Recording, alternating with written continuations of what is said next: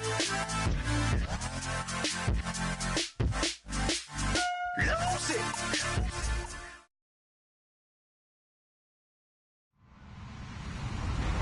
everybody. I'm Larry Ridley. You're tuned into the NFL on EA Sports. With a spot in the Super Bowl on the line, everything is on the line in today's conference championship matchup. It's the Cardinals going up against the Monarchs. With that, we head over to jolly old London as we welcome in our broadcast team, Brandon Godden and Charles Davis. All right, we appreciate it, Larry. It's our exclusive coverage of the National Football League on EA Sports. Coming up, it's a battle to represent the NFC in this year's Super Bowl, and we've got a classic in store between the Arizona Cardinals and the London Monarchs.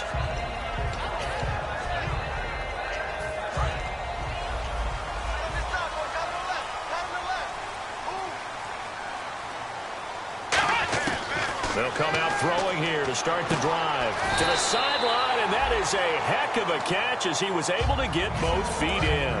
Offense readies for a 2nd and 1. A good, safe pass there right off the bat. It's almost a rhythm play. That's what we like to call it. Get them into rhythm early, something safe, something they're confident about, something they feel good. And once that's completed, then you just keep moving from there because the confidence elevates.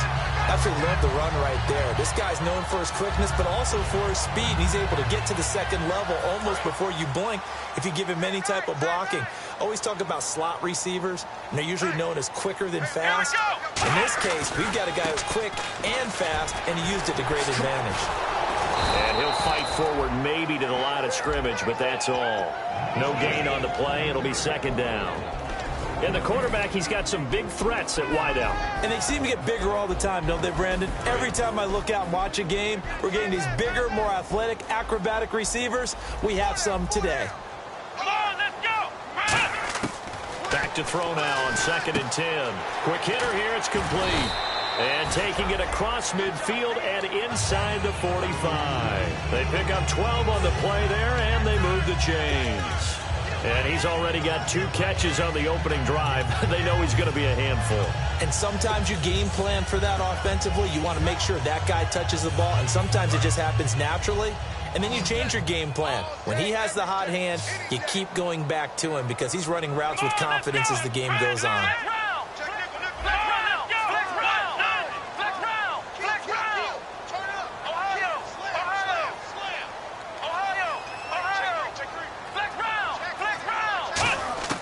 They'll look to throw now on 1st down.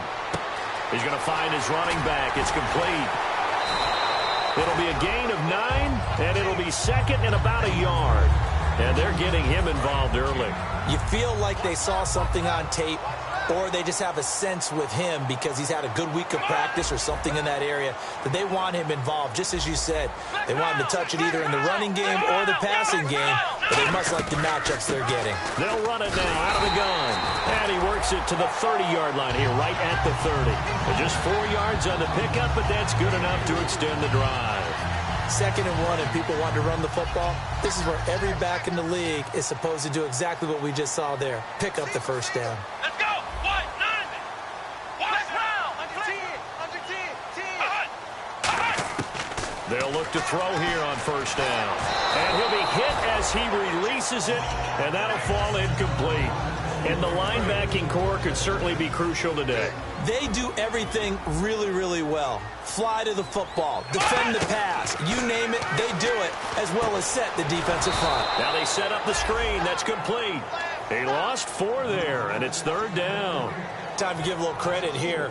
That was an excellent read by the guys on the defensive side of the ball. Oh, you're crediting your defense. Got to credit them on that one because they tried to fool them, right? Tried to trick them, ran a screen, and they went to it and smothered it for a loss of yardage.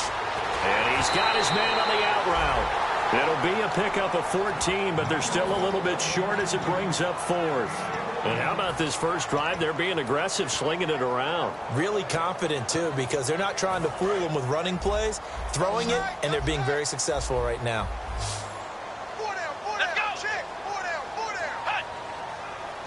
They'll go with a keeper. Call it a 1-yard gain on the play, and they're able to convert here on 4th and inches. You often hear analysts talk about a quarterback's wingspan almost like a forward in basketball. But here's where it pays to have a long reach. They find a slight opening and are able to stick the ball forward to pick up first downs. Here we go. Now this time he'll look to throw. That is caught inside the 5. And all the way down inside the 5 to the 4. And the pocket's been protected pretty good here so far in the opening drive. We always talk about confidence in runners and catchers and quarterbacks. How about the protection detail? They're not allowing anyone near the guy throwing the football. Here we go. Brand 38. Out of the gun, they'll look to throw. That's caught at the 2. Call it a 3-yard gain, and that'll bring up a 2nd and goal. And so far, a very nice, methodical opening drive. This has the feel of a scripted drive that they rehearsed perfectly all week long, and now they're executing it on game day. And he is into the end zone for a touchdown. It's their quarterback taking it in. And this offense takes the ball down the field and scores on their opening drive. And it's good to make it 7-0. The kickoff unit is out on the field, and they will send this one away. That'll be taken in the end zone. And no run back here. This will be a touchback, and it comes out to the 25-yard line.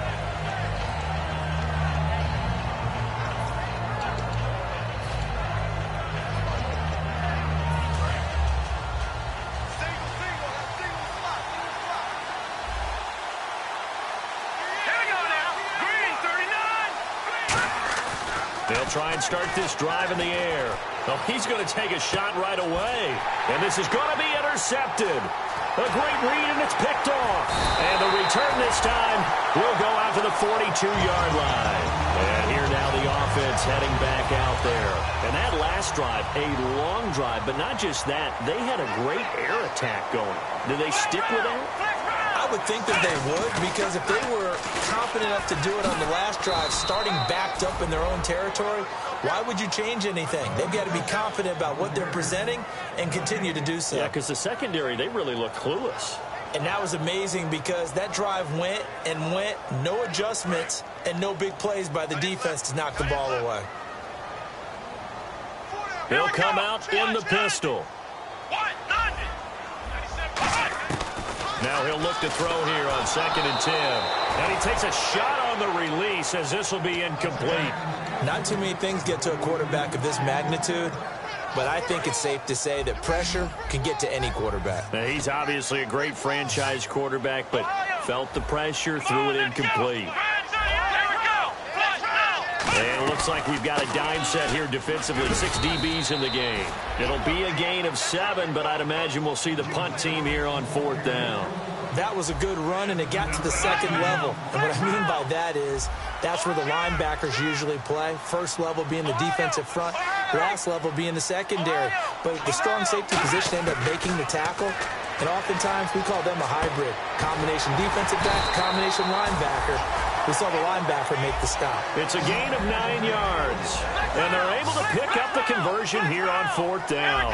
As a defender, I always found the slant route extremely difficult to cover unless you're able to jump on top of it early, because once he gets his hands on the ball, he's at full speed. And touchdown! Their dangerous wide receiver, 40 yards. And his guys are going to add on to their lead. As a fan, is there anything prettier than a well-executed post route? No, it's a thing of beauty, especially when it's done like that for a touchdown.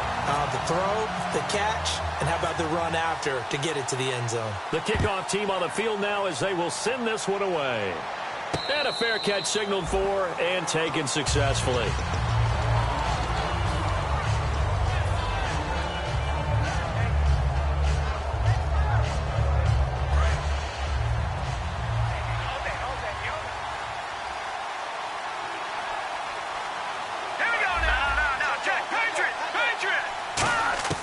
They go back to the air here after the INT on the last drive. Out to the flat. That's complete to his running back. It's a gain of 5 on the play, and it'll be a second down. The wide receivers, often a very, very talented group, and that's the case here. And they don't mind showcasing it either. Those guys love to be flashy, love to make big plays out in the open field. They will attempt to do so in this game.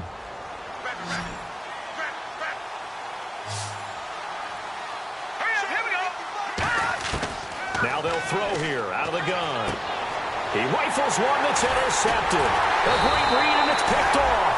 And they'll set up shop in enemy territory at the 45-yard line. Now this offensive unit ready to see what they can do here. And they were able to punch it in the end zone last time. They'll be looking to do that again here for the defense.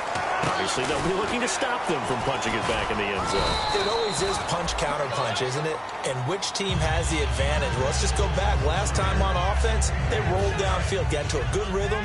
You can see a little more bounce in and out of the huddle. You can see the sideline really get into the game. So defensively, you're thinking to yourself, how do we take that away from them? How do we get the advantage back? Let's see what they come up with. I think pressure is always the first way to go. You love pressure. I love it. We'll see if they dial it up this drive. Well, not that we had any questions, but it's obvious his arm does not hurt today, does it? He does not mind slinging it around. He is firing that pigskin around the yard. Yeah, putting it deep downfield, taking shots. Unsuccessful there, but I like his moxie. He'll look to throw. And this time he's got the hook up. It's complete. Touchdown! Their big-bodied receiver.